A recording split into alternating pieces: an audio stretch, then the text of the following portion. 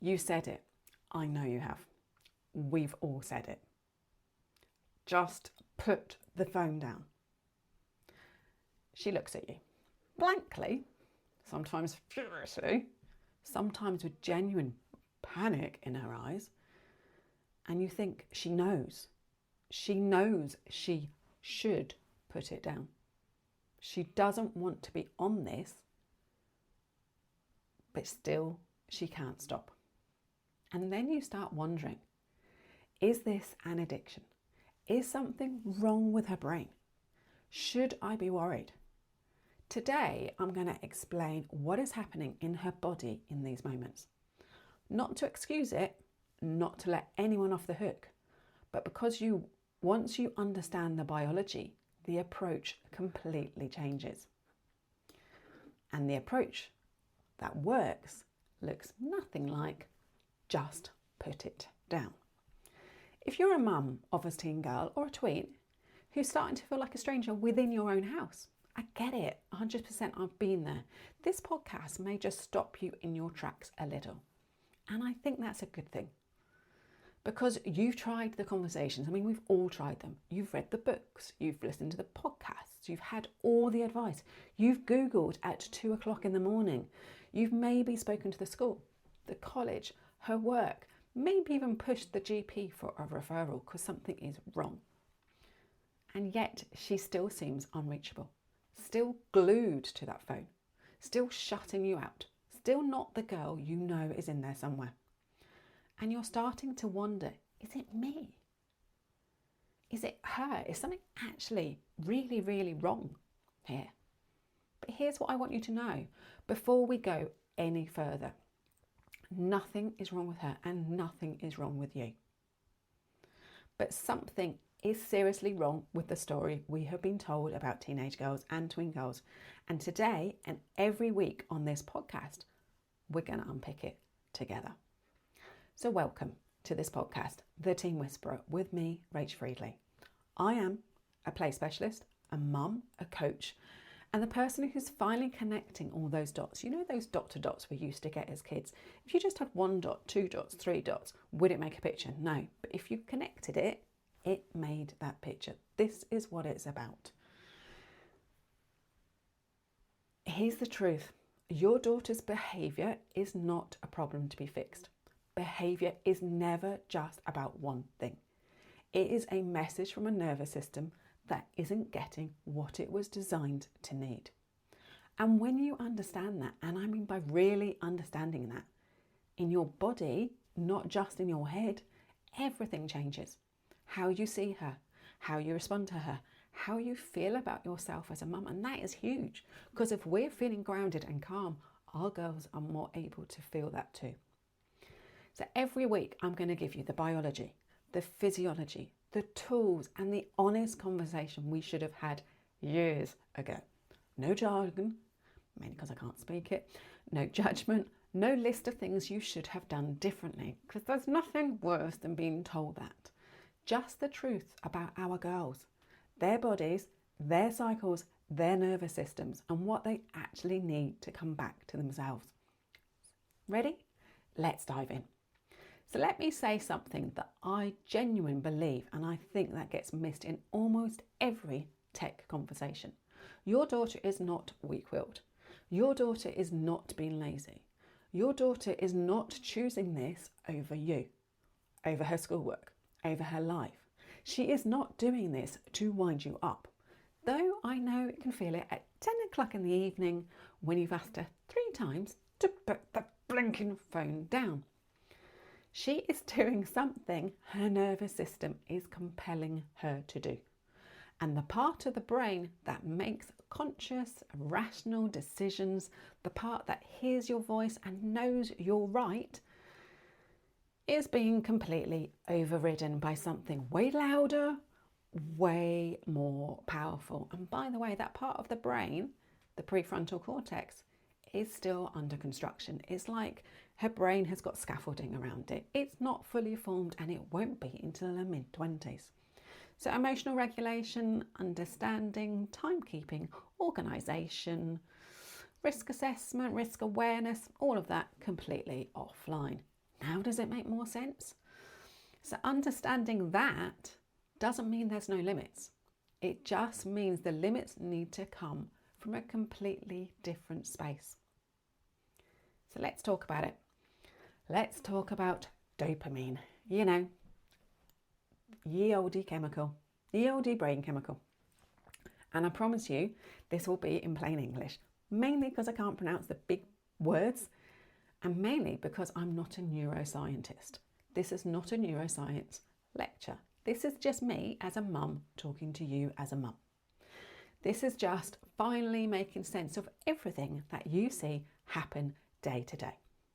So dopamine is often called the pleasure chemical, but that's not quite right. Dopamine isn't about pleasure, it's about that anticipation. It's the feeling of reaching for something, the feeling of, oh, maybe that teaser, that little kind of hook that gets you in there.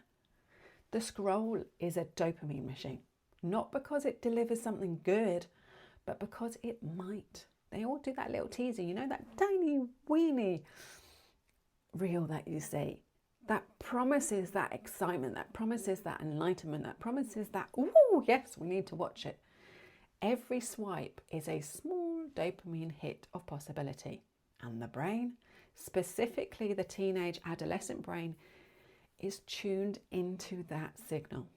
So teenage brains are literally, wired to seek novelty and reward more intensely than adult brains.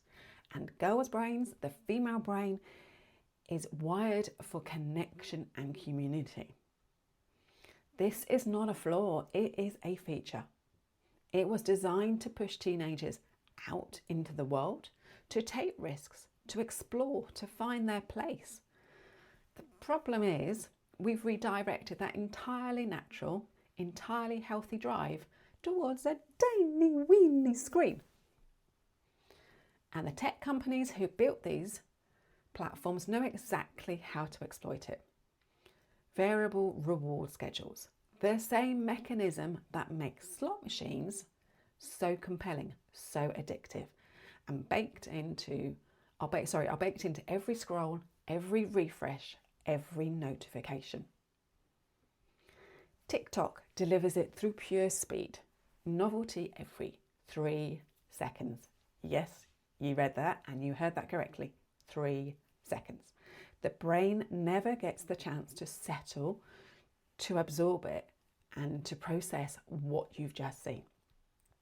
Instagram delivers it through constant comparison. Am I enough? Am I included? Am I like them?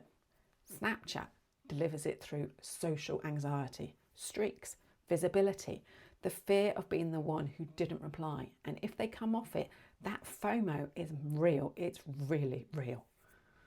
And then there's Pinterest, which looks completely harmless. It looks like inspiration. It looks like she's just collecting ideas. But what the nervous system is doing on Pinterest is the same as what it's doing on Instagram, measuring the gap between the life she has and the life on the screen. The bedroom, the body, the aesthetics, the version of herself that exists only on a board. Quiet comparison is still comparison, and it's constant. And YouTube, which gets the least attention in these conversations, is doing something subtly different and worth understanding. YouTube creates what psychologists called parasocial relationships. The creator who shows up every week, who talks directly to camera, as I am, who shares her life, her opinions, her struggles. For a girl who watches the same creator regularly, that relationship can feel real, genuinely real, genuinely close. More honest sometimes than the friendships at school, because we know what they're like. And for girls in rural and isolated communities, it can feel a belonging gap that has no other available source. This is not always harmful, but it is worth knowing a nervous system meeting its need for connection through a screen is not the same as a nervous system in the room with another person. That belonging is real. The body still knows the difference. So when she can't put it down, She's not failing a character test. She's responding to one of the most sophisticated behaviour manipulation tools ever built, with a brain specifically designed to be susceptible to exactly this. That's the first part. Now the second part. We've switched two senses on 24/7, so sight and sound, relentlessly, overwhelmingly, and switch the other three senses off entirely. She's not moving her body. She's not smelling everything. She's not tasting anything. She's not feeling the temperature on her skin. She's not feeling the pressure or the texture on her hands. She's not barefoot. She's not outdoors. She is completely, perfectly still in one position on a screen 24/7. The human body, the human nervous system, was designed to receive input from all five senses continuously. Movement, touch, temperature, texture, taste and smell. That's 6, but hey ho. All of it feeds the nervous system information that tells it I'm here, I am alive, I am safe, I'm in a body. Take 3 of those senses offline and the nervous system gets louder. It escalates. It gets increasingly unsettled and dysregulated. And the solution it finds, more screen, more stimulation, more novelty, makes it worse, not better. This is not a moral failing. This is a sensory mismatch. So let's talk about what we actually took away, because this is where the solution lives. Touch, the first sense we develop and the last sense to leave us. The fastest, most powerful nervous system regulator there is. One genuine held hug can begin to regulate a dysregulated nervous system faster than any technique or tool. And when I talk about a dysregulated nervous system, I'm talking about the one that's going, I can't deal with this, or the one that's really quiet, the one that's frozen, or the one that's running away, or the one that's people pleasing. That is a dysregulated nervous system. Heart rate connects to heart rate, body to body. She starts to come back, not because you did anything, but because she was being held, she was being supported, she was being seen, heard and valued. We've made touch so frigging complicated and cautious, and the result is that our girls are touch starved. A touch starved nervous system is a frightened one, and a frightened nervous system reaches for the phone. Number 2, we've got proprioception, which is where your body's sense of where it is in space. It's activated by movement, by pressure, by weight bearing, by climbing and jumping and carrying. It's one of the most regulating inputs the nervous system receives. And it's completely absent when she is sitting still on a screen. This is why she can't sit still. This is why she needs to move. It's not hyperactivity, as we're told. It's a nervous system asking loudly to be given what it needs. The vestibular system, big posh word for me, your sense of balance and movement through space, almost completely, strange enough, dormant on a screen. Also deeply regulating when activated. So walking on uneven ground, running, spinning, swinging, dancing, all of these feed the vestibular system and settle the nervous system in ways that a screen cannot replicate. 3 senses, largely offline, every hour she spends on a phone. And here's what's important. You cannot switch them back on with a rule. You cannot tell a dysregulated nervous system to feel better. You have to give it the input it's missing. And that input is physical, sensory and bodily. This is the whole body reset in its most basic form. Not a technique, not a strategy, just giving the body back what we took away. And there's one more topic I want to add here, and it's specific to our girls, which is why I support mums of girls. Touch is way more important for the female nervous system than male ones. Not a small amount more, significantly more. The hormone oxytocin, which is released through safe, genuine touch, is the primary bonding and calming hormone in female bodies. It reduces cortisol. It lowers heart rate. It tells the nervous system you are safe, you are connected, you are not alone.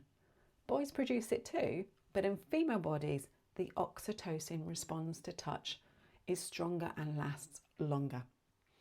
And we've made touch, as I just said, so frigging complicated, so conditional, so carefully managed, and then handled our daughter's Instagram, which gives them a visual simulation of connection with no physical contact at all. No oxytocin, no regulation, just more cortisol, more comparison, and yet more threat. Hug your daughter. I know it sounds incredibly simple. I know it's not always possible, especially in the volatile week when she doesn't want to be touched. But in the weeks where she'll let you, hug her, hold her. Don't ask for a hug, just give her one. Let the nervous system do its work. It's doing more than you know. So one thing I want you to take away this week, find one moment, yes, just one, to offer her body something it isn't getting from the screen. It doesn't have to be big, it can be teeny weeny.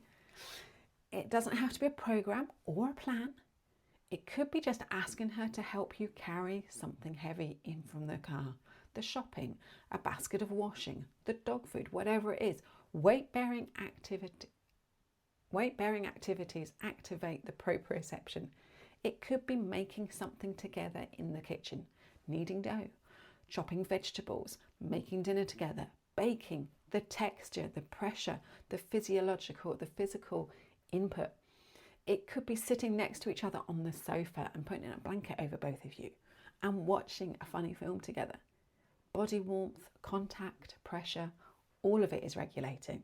It doesn't have to be instead of the phone, it just has to be there. One moment, that's all I'm asking for this week. So your daughter can't put her phone down because her nervous system is doing exactly what it was designed to do, reaching for the most available source it needs. The answer is not to remove the phone. The answer is to fill the body with what the phone has been failing and trying to give her. Touch, movement, sensory contact, real connection, real regulation. You can do that. You already know how to. You just needed the biology and the physiology to make sense of it first. And this is exactly what we're doing in my live webinar on the 27th of May. So next week.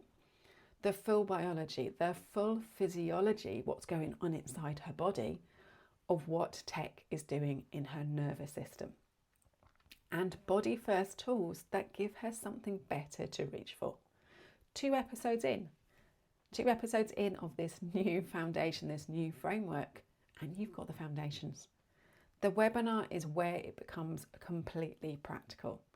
I'd love you to be there. All the details are in the show notes. So yeah, have a wonderful week and I'll speak to you soon. Take care. Bye-bye.